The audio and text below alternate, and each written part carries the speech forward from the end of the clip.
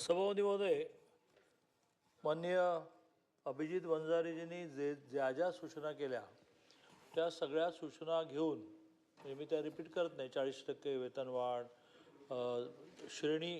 श्रेणीवाढ आणि त्या प्रत्येकाचा किती भार येईल हेही आम्ही काढलं. म्हणजे उदाहरणार्थ समजा श्रेणीवाढ करायची म्हटली तर 1509 ग्रंथालयांची होईल आणि 20,87,00,000 लागतील. 40% दिले तर 42,27,57,600 होतील.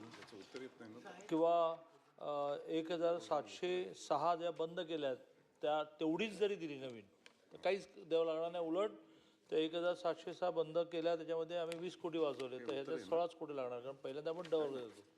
असे सगळे विषय घेऊन माननीय मुख्यमंत्री महोदयांबरोबर 3 विषयासाठी बैठका झाल्या. सिनियर कॉलेजचे प्राध्यापक ते त्यांनी मान्यही केलं आणि व्यवहारात आलं. कॉलेजेसमधले नॉन टीचिंग 2900 मान्य केले, अजून आलं नाही. आणि यातल्या 3,50,000 वर्ष पूर्ण झालेल्यांना 4,75,000 वर्ष आणि 5,100 वर्ष पूर्ण झालेल्यांना 21,37,00,000 फक्त हवे आहेत. तर या सगळ्याच गोष्टी देवेंद्रजींनी मुख्यमंत्र्यांनी मान्य केल्या, पण निधीच्या उपलब्धतेप्रमाणे त्या होतील. त्यामुळे 40% पण मान्य झालेलं आहे.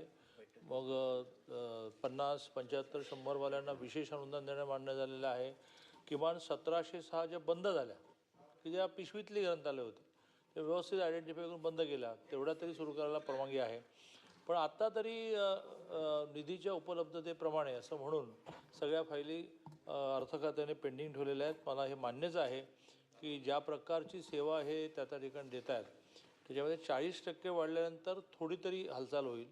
पण माहीत नाही आता, म्हणजे तुम्ही आणि मी दोघे म्हणून पाठपुरावा करू आपण अर्थ खात्याचा. अनुक्रमांक